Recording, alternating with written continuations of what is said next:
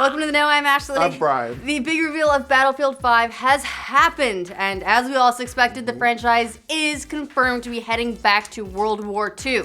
Yeah, in a reveal event hosted by Daily Show host Trevor Noah, developer DICE unveiled the newest Battlefield game, showing off World War II in all its brutal glory, while also trying to show gamers that they've learned from some mistakes that were made in one of their other games, namely Battlefront 2. Right, that is them. So what they're saying is no pay to win, no paid expansions. Everyone plays all the maps together. Yeah, and while it's set in World War II, the rollout also highlighted what's new about the game, with an emphasis on its new features, a new multiplayer mode, and also the return of co-op to Battlefield. So now we haven't seen that since Battlefield 3. We also got a release date for the game. It's kind of an impressive one, very ambitious. It's coming out October 19th for PlayStation 4, Xbox One, PC. So that month is actually starting to fill up. Initially, it was just Red Dead Redemption 2 and everything else cleared the way. Then Call of Duty hit earlier in the month on October 12th, and now we got this October 19th. So pretty much week.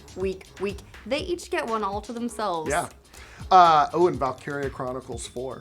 Well, look, I I don't know that that's necessarily competing in the same sphere. That's anime World War II.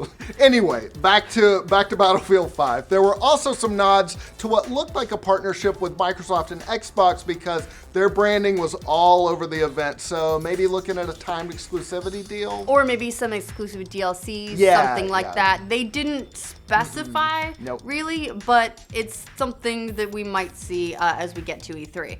But first, let's dig into what they said, because that's what everyone wants to know. Obviously, the big news is the game's set in World War II. It's going to feature a return of the episodic storytelling campaign we saw in Battlefield 1, which follows the perspectives of multiple soldiers from a variety of fronts, kind of like vignettes. Yeah, we even got a look at one of those characters. She's a Norwegian resistance fighter who was shown fighting it out with the Nazis, who were obviously occupying the country. Yeah, it looked like DICE is trying to focus on the less well-known areas of the war and avoid some of the bigger well-known battles that we've already seen several times across different games like Normandy. Yeah.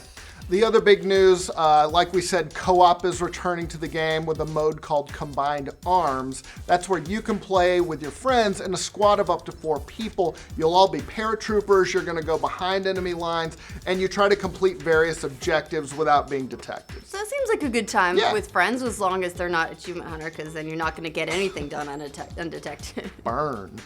As for multiplayer, they talked about a new mode called Grand Operations, which is a variant of Battlefield 1's huge multi-round operations mode, but this will include an extra round that's called Last Stand, where everyone remaining battles it out until there's just one person remaining. That sounds kind of familiar. Yeah, a little battle royale-ish, but it also sounded like they're trying to encourage people to stay in squads so you can get health and ammo that way. So like everybody else, they're trying to put their own spin on it. They're twisting it, which is good. You can also tell during the presentation that DICE has learned some lessons after all the controversy over the microtransactions in Star Wars Battlefront 2, since that didn't go over so well with gamers. Yeah, they announced that there's not going to be a premium pass for Battlefield 5 or even a season pass. They also said they're not going to charge for maps or different modes. And the audience in the studio definitely cheered for that. They were excited. Well, look, that's something that I do like about the newer revenue models. Admittedly, microtransactions are kind of a messy subject. Do they fall into gambling? Are they pay to win? It gets all troublesome. Right. But one of the things that's also done is move more developers away from season passes and specific map packs, because those did tend to split players up, and then if you didn't get this, you can't play with your friends, and so it got very fragmented. Keeping the entire player base together, that's a solid move, and I'm liking seeing where that's going. Me too.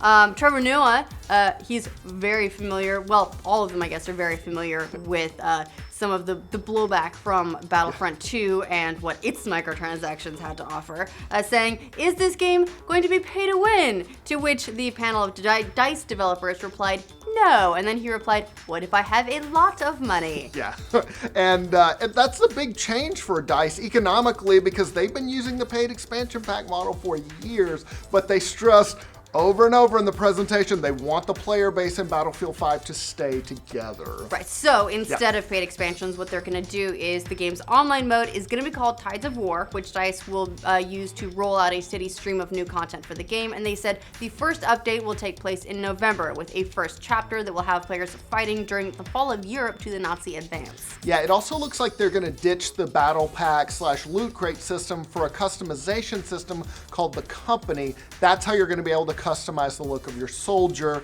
You'll be able to use real money, but it's for cosmetic stuff like face paint and uniforms. Definitely going kind of the Overwatch route. Right, the devs did stress that it'll be cosmetic and cosmetic only, they swear.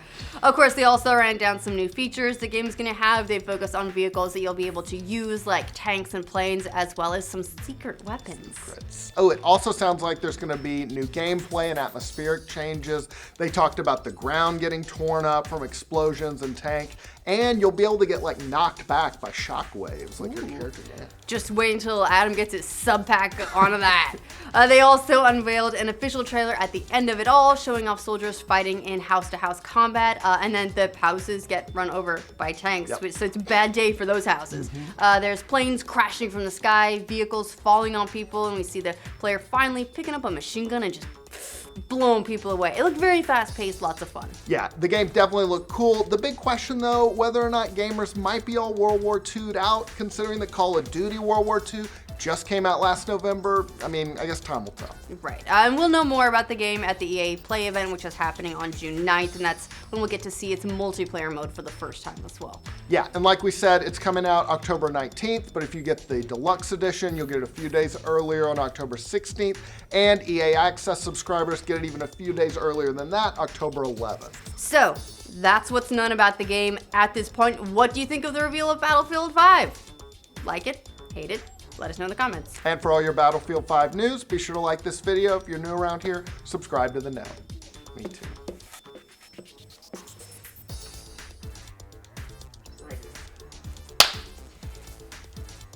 Welcome to the Know. I'm Ashley. I'm Brian. The big reveal of Battlefield 5 was today. It has happened. Yes. The game is, well, you know, fuck, I'm gonna do it again.